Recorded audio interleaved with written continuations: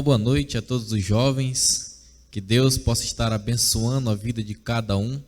E nesse momento nós vamos fazer uma oração e rogar as bênçãos de Deus sobre nossas vidas, que Deus possa estar nos dirigindo neste culto. Oremos. Querido Deus e amado Pai, graças te damos, Senhor, por tua bondade e misericórdia que nos cercam a cada dia. Querido Deus, nós somos gratos a Ti porque Tu és o nosso escudo, nossa proteção, Senhor, e a Tua graça, Senhor, superabundou em nossas vidas. Neste momento, Senhor, nós estamos aqui para Te cultuar, para render louvores ao Teu santo nome, Senhor, exaltar, entronizar o nome de Jesus Cristo aqui neste lugar. Também Te peço, Senhor, Tuas bênçãos sobre a vida de cada um dos jovens que estão assistindo este culto, que Tu possa, Senhor, estar levando eles a uma verdadeira adoração ao Teu santo nome, Senhor, e que possam também meditar na Tua palavra esta noite. Em nome de Jesus Cristo é o que Te pedimos e agradecemos. Amém, Senhor.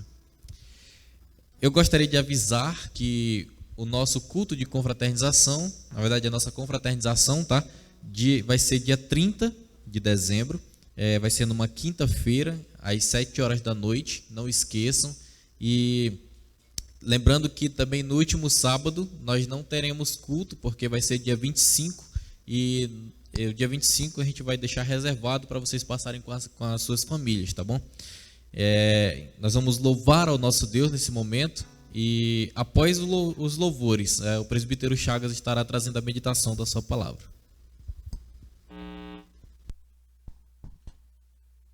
Boa noite a todos os jovens, graças a Deus mesmo. Estamos na casa do Senhor para adorar, e convido você que está no seu lar, está junto conosco, louvando o nome do nosso Senhor nesta noite, tá bom? Vamos adorar o nome do Senhor.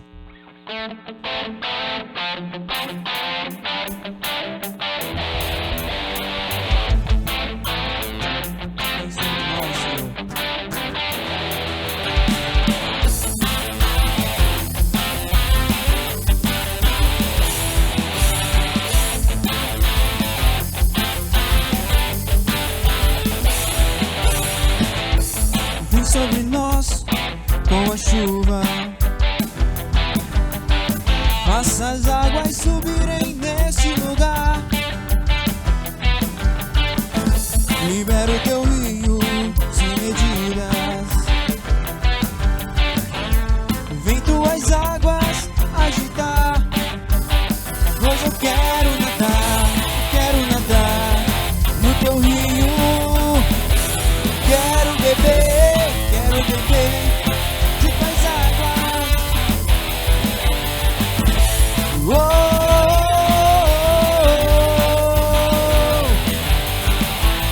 oh, oh, oh. Vem sobre nós com a chuva,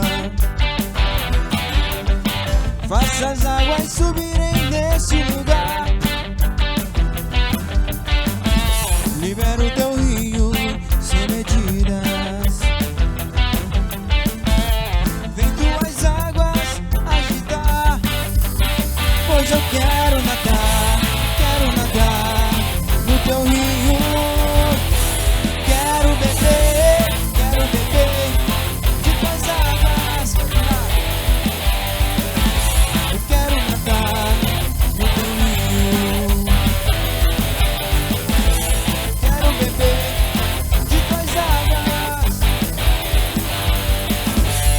Existem águas que dão nos artérios, existem águas que dão nos joelhos, existem águas que dão nos lombos, mas tem águas mais puras, eu sei.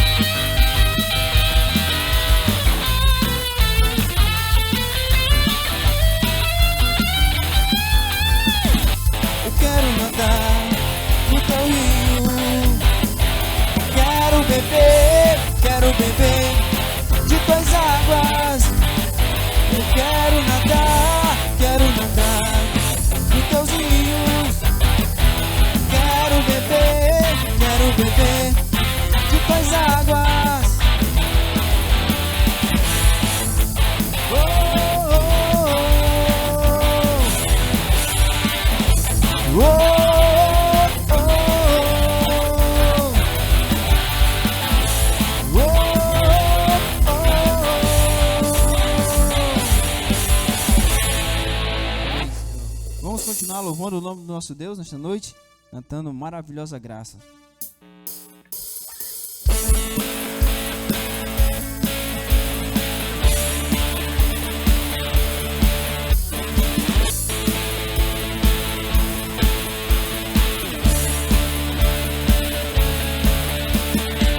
Quem derrotou a escuridão e me amou até o fim é o Rei da Glória, o Rei dos Reis, Jesus.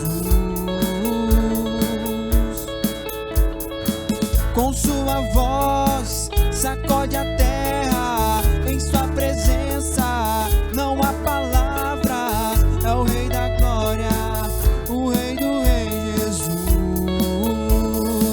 Maravilhosa graça, seu infinito amor tomou o meu lugar, a minha cruz levou, sua vida entregou para me resgatar.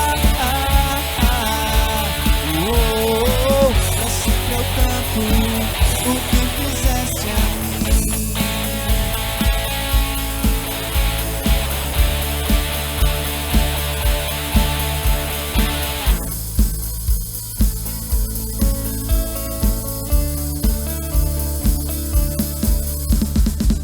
Quem traz a paz para o meu caos e faz do órfão um filho seu é o Rei da Glória, o Rei dos Reis, Jesus. Quem é o Rei? Quem é o Rei sobre as nações? A sua justiça é como o sol, é o Rei da Glória, o Rei dos Reis, Jesus. Maravilhosa graça, seu infinito amor tomou o meu lugar,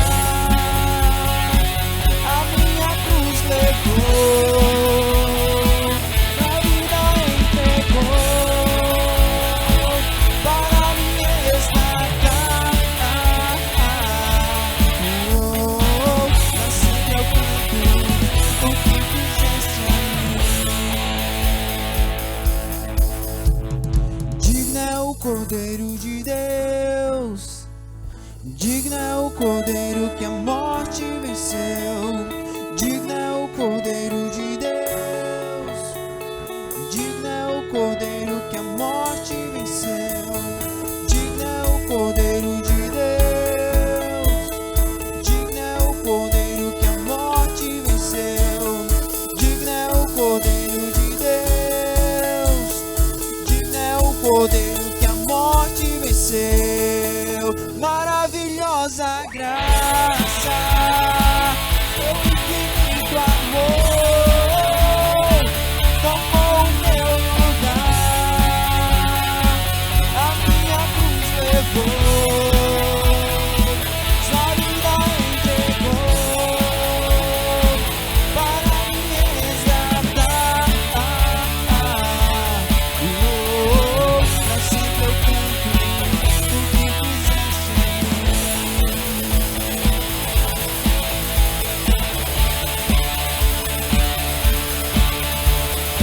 Pra sempre eu canto o que fizeste a mim. Amém, Senhor.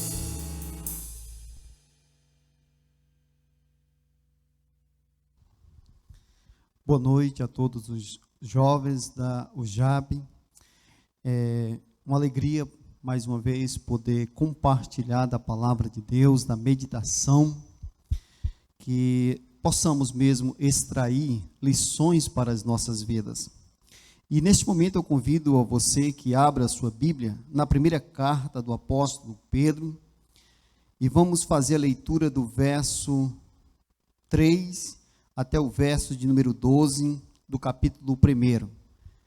Carta do apóstolo Pedro, capítulo 1, a primeira carta, do versículo 3 até o versículo de número 12.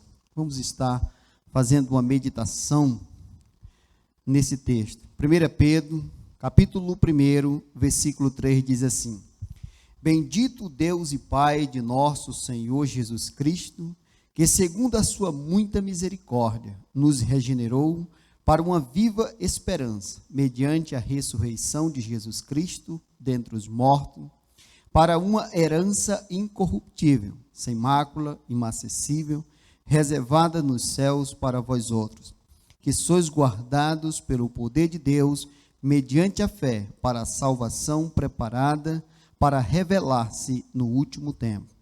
Nisto exultai, embora no presente, por breve tempo, se necessário, sejais contristados por várias provações, para que, uma vez confirmado o valor da vossa fé, muito mais preciosa do que o ouro perecível, mesmo apurado por fogo, redunde em louvor, glória e honra na revelação de Jesus Cristo.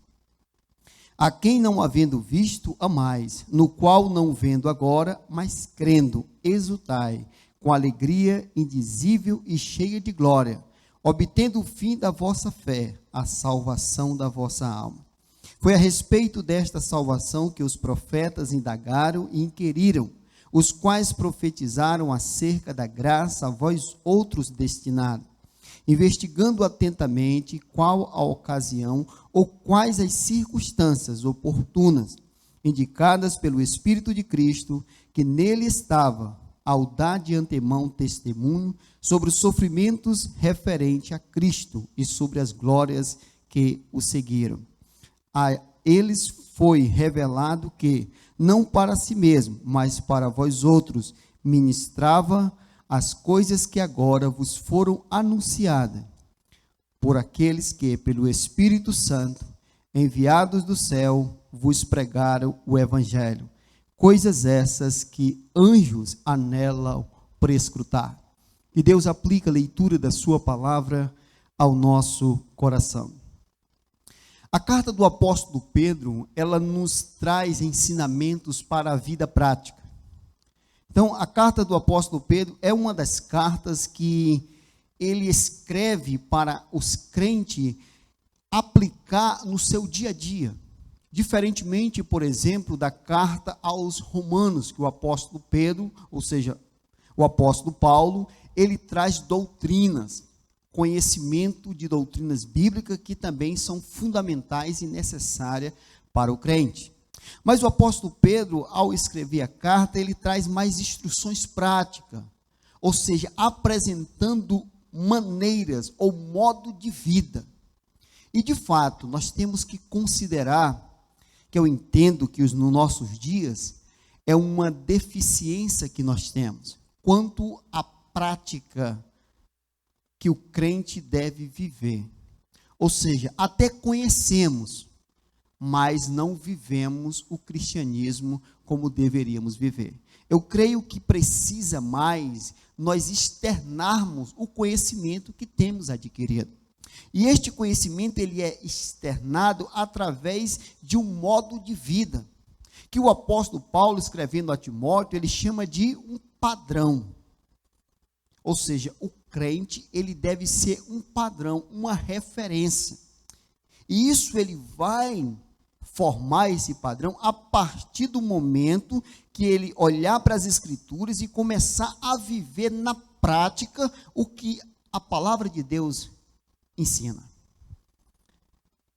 E é isso que nós, nos nossos dias, encontramos pouco essa prática. Mas se chegarmos a falarmos sobre algumas doutrinas, alguns crentes têm o conhecimento de discutir a doutrina. Mas quando nós olhamos para a vida, nós temos dificuldade de ver uma prática bíblica. Uma prática bíblica. E esse modo de vida, essa forma de viver, a gente vai conseguir através das Escrituras. E o apóstolo Pedro, ele trabalha muito nisso. Ele procura apresentar àqueles crentes um modo de vida, ou seja, como eles devem proceder, como eles devem agir nas diversas circunstâncias da vida. E aqui nós temos que entender que esses crentes estavam sendo perseguidos, estavam morrendo por causa do Evangelho. E por algum momento, eles tinham até dificuldade ou até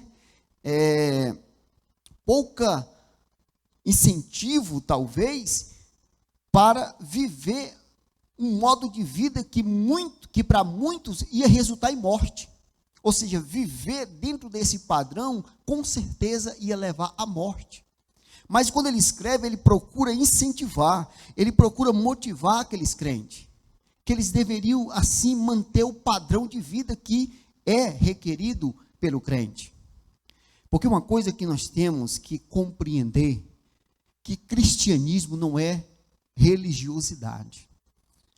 Nós estamos fazendo do cristianismo, da fé em Cristo, uma religião. Uma religião, ela não se propõe a apresentar um modo de vida, mas apenas algo que você faz as suas preces, as suas orações em determinados momentos do dia, ou da semana, ou do mês. Mas o cristianismo não, o cristianismo é vida. Não existe cristianismo se não for para viver, apenas para cerimonialmente reverenciar. Isso não é cristianismo. O cristianismo que a Bíblia coloca diante de nós, ser crente, ser um cristão em Cristo Jesus, é viver um modo de vida que é prescrito na palavra de Deus. Não só apenas no ato de adorar, de cultuar, de reverenciar a Deus, que se aplica também, mas exige um modo de vida diferente. E o apóstolo Pedro, ele faz isso na sua carta. Por isso que é uma carta que ela traz ensinamentos para a vida prática do crente. E nesse capítulo 1, nós vamos extrair algumas atitudes, alguns deveres, algumas práticas que devemos e que não devemos praticar. Como crente, nós devemos praticar, mas também não devemos praticar. Então, esta carta, ela tem esta finalidade, apresentando diante de nós algumas atitudes que, diante das circunstâncias, como nós devemos proceder, como nós devemos agir.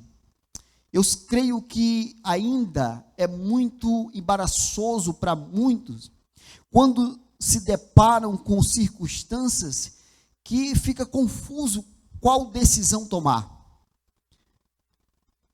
Nós vivemos num século, numa cultura, que as coisas são muito relativizadas, onde não existe mais um absoluto, tudo é relativo, depende de quem vê, de quem interpreta.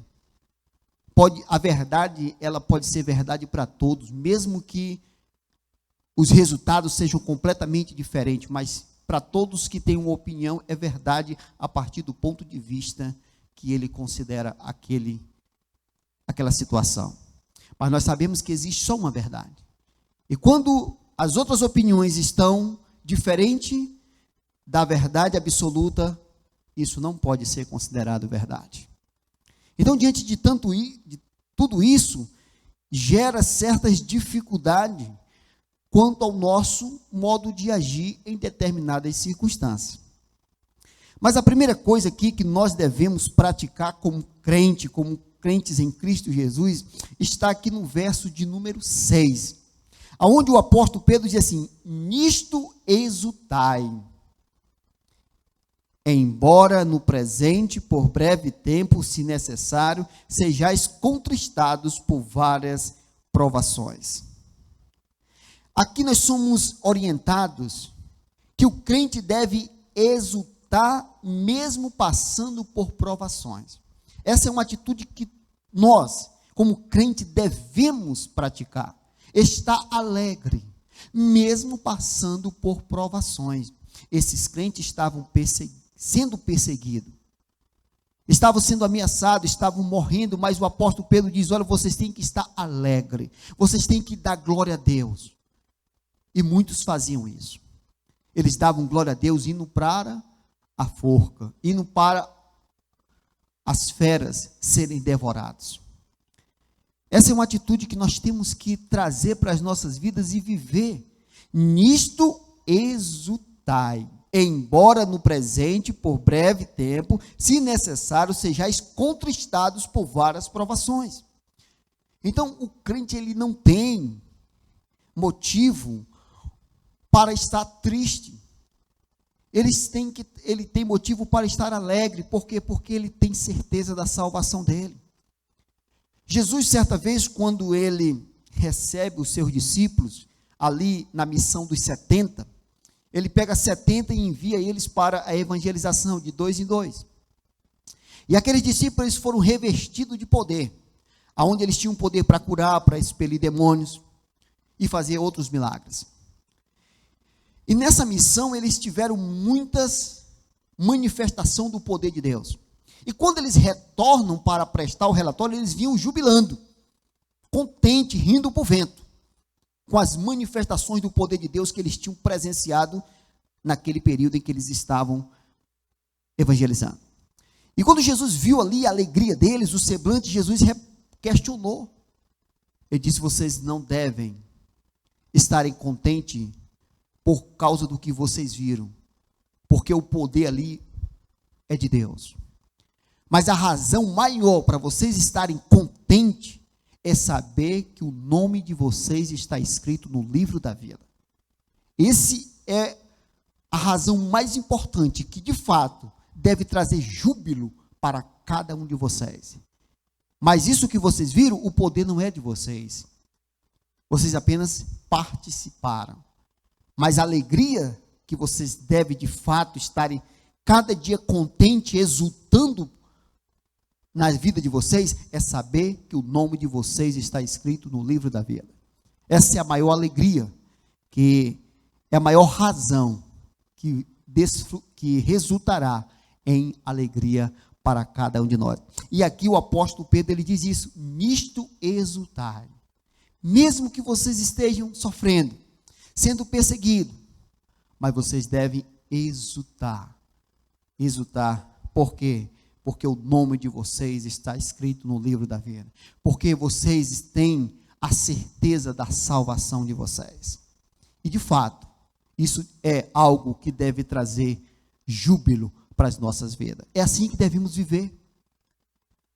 É assim que nós devemos viver, sempre exultando, mesmo que as circunstâncias não sejam favoráveis, mas nós temos uma razão maior do que qualquer outra circunstância para nós exultarmos. Versículo de número 8 diz assim, nós temos aqui uma outra atitude. Versículo número 8 diz assim: a quem não havendo visto, amai, no qual não vendo agora, mas crendo, exultai com alegria indizível e cheia de glória. Aqui nós somos exortados também a amar a Cristo. Mesmo que não temos visto Cristo, mas nós temos razão para amá-lo. Eu vejo que isso é também muito negligenciado pelos crentes, amar a Cristo. Porque se nós amássemos a Cristo, eu creio que nós teríamos outras atitudes. Mas eu vejo que o nosso amor por Cristo é muito pouco. Mas aqui, o apóstolo Pedro, ele está dizendo para aqueles crentes que eles devem amar, o qual não vendo agora, mas crendo, exultai com alegria indizível e cheia de glória. Nós temos que amar a Cristo. E amar a Cristo, quando a partir do momento que nós de fato exercemos esta ação em nossas vidas, muitas das nossas atitudes, elas mudarão.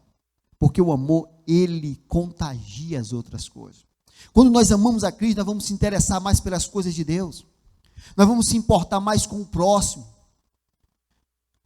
Tudo isso é resultado do amor para com Deus. Para com Deus. Por isso que o apóstolo Pedro, ele diz: amai. Amai. Nós temos também aqui uma outra atitude, está no verso de número 13. O verso número 3 diz assim: por isso, cingido o vosso entendimento, sede sóbrio e esperai inteiramente na graça que vos está sendo trazida na revelação de Jesus Cristo. Aqui nós somos exortados a cingir o entendimento. Por isso, cingindo o vosso entendimento. Cingir o entendimento aqui é de fato nós discernirmos o nosso entendimento, nós usarmos o nosso entendimento com sabedoria, para que nós venhamos proceder de acordo com a palavra de Deus. É nós olharmos para o conhecimento, para o entendimento que nós temos da palavra de Deus e aplicar nas nossas vidas. Então o apóstolo Pedro está dizendo para aqueles crentes: olha, o entendimento que vocês têm de Deus, da palavra, vocês vivam ele, vocês usem. Interessante que o crente, se ele entender, se nós entendêssemos o que nós temos, o que Deus nos deu, nós temos algo em nossas mãos que pode solucionar qualquer coisa em nossas vidas, só que nós não usamos. Nós temos uma arma em nossas mãos e nós estamos sendo vencidos com a arma, porque nós não usamos. Então é importante, é isso que ele diz, cingir o entendimento, é que nós venhamos usar o conhecimento com sabedoria, aplicando, se utilizando dele. Nós temos a palavra de Deus. Jesus, quando ele estava já prestes a morrer, ele reuniu os discípulos e diz: olha, eu tenho que ir, porque é necessário. O plano, ele inclui que eu tenho que morrer e voltar para o Pai. Só que eu não vou deixar vocês órfãos, eu vou deixar a minha palavra, que tem o mesmo poder que eu, e vocês podem usar ela, e vocês farão coisas maiores do que eu fiz. Você pode, será que é possível nós realizarmos coisas maiores que Cristo? Mas foi ele que disse na palavra. Ele nos deu um poder que seríamos capazes de realizar maiores obras do que ele fez enquanto viveu aqui na terra. O poder está nas nossas mãos. E nós usamos nosso entendimento muito pouco para essa finalidade. Usamos muito o nosso intelecto, o nosso entendimento para as coisas materiais, seculares, mas para as coisas espirituais nós pouco usamos. Quando nós enfrentamos um problema, uma dificuldade, nós usamos o conhecimento natural para tentar resolver e esquecemos de buscar uma solução espiritual, uma solução que vem de Deus. Então é nisso que o apóstolo Pedro está dizendo: por isso, cingindo o vosso entendimento, sede sóbrio. Aqui nós temos uma outra atitude: ser sóbrio. Ser sóbrio é uma pessoa que tem ciência do que ele está fazendo, o contrário de ébrio, que é aquele que age, mas ele não tem noção das suas atitudes. Ele faz apenas por uma coordenação motora, porque ele tem um instinto de fazer e ele faz, mas ele não tem consciência dos seus atos. Mas aqui não. O crente, ele tem que ser sóbrio, ele tem que ter certeza das suas ações. Isso é o que quer dizer ser sóbrio. Também aqui mesmo no versículo 13 nós encontramos uma outra atitude. O crente deve esperar na graça, mesmo no versículo: e esperai inteiramente na graça. O que é esperar na graça? É esperar na dependência de Deus, é esperar no favor de Deus. Então é muito importante, mas nós não queremos. Nós queremos que as coisas aconteçam no nosso tempo, mas não é assim que funciona. As coisas acontecem no tempo de Deus, nem mais e nem menos. Não é como nós queremos, é como Deus quer. E isso nós temos que esperar na graça, no favor de Deus, quando Ele decidir manifestar a sua vontade. Nós temos que buscar a vontade de Deus cada dia, para que nós não venhamos ser frustrados querendo algo que ainda não é tempo. É interessante que eu perdi um tio recentemente, e ele passou 21 dias no leito, onde visitávamos quase todos os dias, e muitas das vezes eu ia lá na esperança de Deus fazer o milagre e curar o meu tio. Então, algumas vezes na noite eu ia para lá na expectativa que Deus ia fazer o milagre. Mas outras vezes, eu ia para ver ele morrer. Eu ia lá porque eu via já ele muito debilitado, eu digo, eu vou, esperando que eu esteja presente quando ele partir. Então, algumas vezes eu ia na expectativa de Deus fazer o milagre, e em outras vezes eu ia na esperança que ali eu presenciasse ele partindo. E o que acontece é que nenhuma das duas coisas eu recebia como resultado. Nem ele morria quando eu ia na expectativa dele morresse, e nem o milagre acontecia quando eu ia na expectativa que o milagre fosse feito. E tanto é que quando ele faleceu eu não estava presente. Tudo no tempo de Deus. É isso que nós temos que entender. Esperar na graça é esperar na vontade de Deus. É depender, é submeter à vontade de Deus. E é isso que o apóstolo Pedro, ele está exortando aqueles crentes. Que eles esperem, que eles se submetam, mesmo que para eles com certeza é muito mais difícil do que para nós. Eles estavam com o Império Romano, aqui na época era Nero que era o imperador. Um dos mais cruéis imperadores contra os cristãos foi Nero, em todo o Império Romano. Ele era o imperador. Crentes aqui estavam sendo mortos. Mas o apóstolo Pedro disse, espere na graça e no favor de Deus, que no tempo certo ele vai cumprir todas as coisas. Então nós também, jovens, precisamos dessas instruções para as nossas vidas. Dessas instruções.